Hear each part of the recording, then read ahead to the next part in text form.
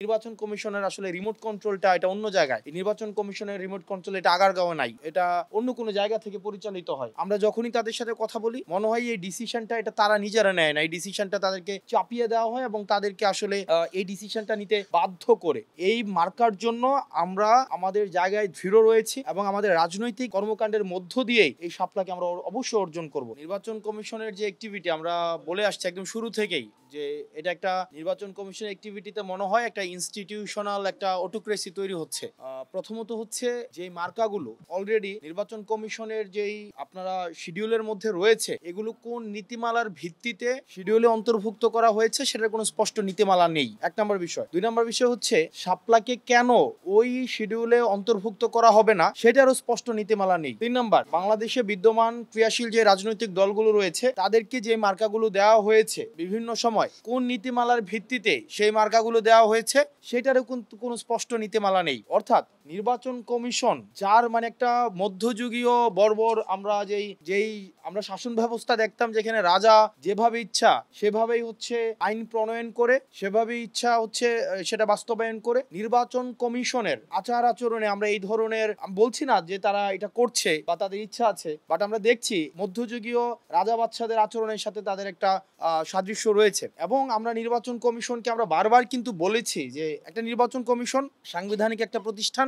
এই প্রতিষ্ঠান অবশ্যই একটা আইনগত নীতিমালার ভিত্তিতে সেটি চলবে। কোনো ব্যক্তি সর্বস্ব বা ব্যক্তির ইচ্ছা, আমার ইচ্ছা হইলো সকালবেলা উঠে আমার সামনে একটা মাইক দেখলাম যে একটা মাইক মার্কা দিয়ে দিব, আমার সামনে একটা ডেস্ক দেখলাম আমি একটা ডেস্ক মার্কা দিয়ে দিব, আমার একটা ওই যে এখানে কি বলে এটাকে ওই যে ট্রাইপড দেখলাম আমি ট্রাইপড মার্কা দিলাম, আমি গোসল করতে গিয়ে দেখলাম একটা বালতি মার্কা দিয়ে দিলাম, আমার হচ্ছে কাপ পিরিজ দেখে কাপ পিরিজ মার্কা। আমাদের মার্কার ক্ষেত্রে আমাদের আমাদের হচ্ছে সাংস্কৃতিক সামাজিক প্রেক্ষাপট বিবেচনায় গ্রহণযোগ্যতা হচ্ছে আপনার জনগণ বিদ্বেষী না হয় সেই বিষয়টি হচ্ছে আমলে নেওয়া উচিত ছিল। কিন্তু আমরা দেখেছি যে কমিশন একটি স্বেচ্ছাচারী সিদ্ধান্ত নিচ্ছে।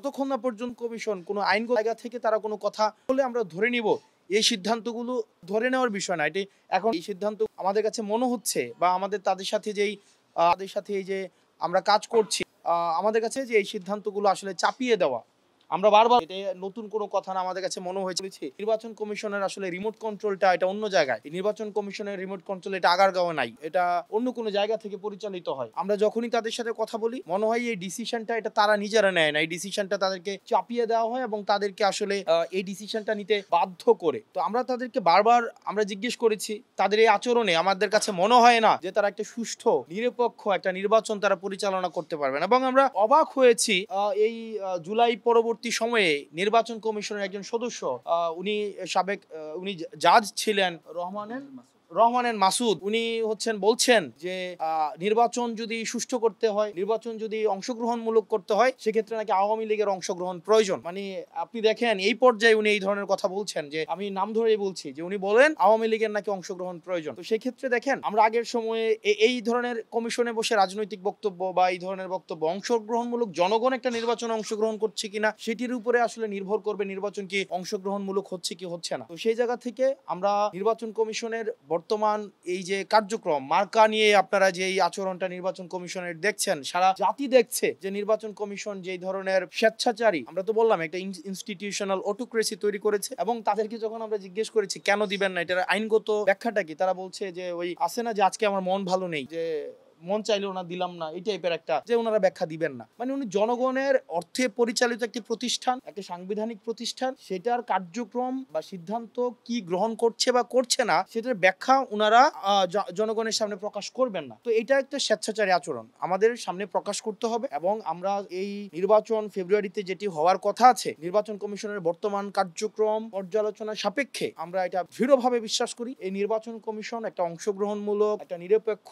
একটা স্বচ্ছ, প্রতিনিধিত্বমূলক একটা নির্বাচন করার কোন ধরনের কোনো যোগ্যতা নেই। এবং এই নির্বাচন কমিশন একটা ইতিমধ্যে আমরা বলেছি যে এটা স্পাইনলেস একটা নির্বাচন কমিশন। এখানে নির্বাচন কমিশনের গঠন প্রক্রিয়া থেকে শুরু করে আপনি যদি দেখেন নির্বাচনের যে গঠন প্রক্রিয়া, এটার একটা সুস্পষ্ট নীতিমালা ছিল না। এখানে বিভিন্ন রাজনৈতিক দলের বিভিন্ন পক্ষের এখানে ইনভলভমেন্ট রয়েছে। সেজন্য এই নির্বাচন কমিশন একটা নির্বাচন কমিশন হিসেবে ফাংশন করছে না, বরং যারা নিয়োগ দিয়েছে, যে রাজনৈতিক দল বা যেই প্রতিষ্ঠান নিয়োগ দিয়েছে, তাদের পারপাসটা হচ্ছে এই নির্বাচন কমিশনের প্রতিষ্ঠানের ব্যানারে তারা সার্ভ করছে, অর্থাৎ তারা হচ্ছে ওই প্রতিষ্ঠানের যারা হচ্ছে নিয়োগ দিয়েছে ওই প্রতিষ্ঠানের হচ্ছে মুখপাত্র হিসেবে কাজ করছে। তো সেই জায়গা থেকে আমরা নির্বাচন কমিশনকে বলবো, নির্বাচন কমিশন যেন এমন কোনো স্বেচ্ছাচারী সিদ্ধান্ত না নেয় যাতে করে নুরুল হুদা কমিশনের মতো বা নুরুল হুদার মতো পরিণতি হয়। কারণ এই দেশের মানুষ হচ্ছে এই দেশের মানুষ যখন জনবিদ্বেষ তৈরি হয় তখন কিন্তু তাদেরকে আসলে দমিয়ে রাখা যায় না, হয়তো 2 মাস, হয়তো 2 বছর, হয়তো 10 বছর, কিন্তু এটার যেই জনবিস্ফোরণ ঘটবে সেটা হচ্ছে নুরুল হুদার মতো পরিস্থিতি তৈরি না হোক, সেটাই আসলে আমরা আমাদের জায়গা থেকে চাই। সেটা হচ্ছে আমরা শাপলা ছাড়া, আমরা বলেছি যে, এবং শাপলা ছাড়া কোনো বিকল্প কোনো অপশন নাই। এখন আমরা বিকল্প কেন নিব, এটার আইনগত তো ব্যাখ্যা লাগবে। আমরা দেখেছি এখনো পর্যন্ত কোনো আইনগত ব্যাখ্যা কোনো কিছুই নির্বাচন কমিশন আমাদেরকে দিতে পারেনি। একটা হুইমজিক্যাল, একটা ব্যক্তি নিজের ইচ্ছা মতো করে একটা ব্যাখ্যা দাঁড় করেছে পারসেপশন অনুযায়ী। আমার পারসেপশন একটা, এটা তো এইভাবে চলে না। শাপলা কেবলমাত্র শাপলা, এবং শাপলার জন্য, এই মার্কার জন্য আমরা আমাদের জায়গায় দৃঢ় রয়েছি এবং আমাদের রাজনৈতিক কর্মকাণ্ডের মধ্য দিয়েই এই শাপলাকে আমরা অবশ্যই অর্জন করব। এছাড়া কোনো বিকল্প নেই, কোনো বিকল্পের কোনো অবকাশ নেই এখানে।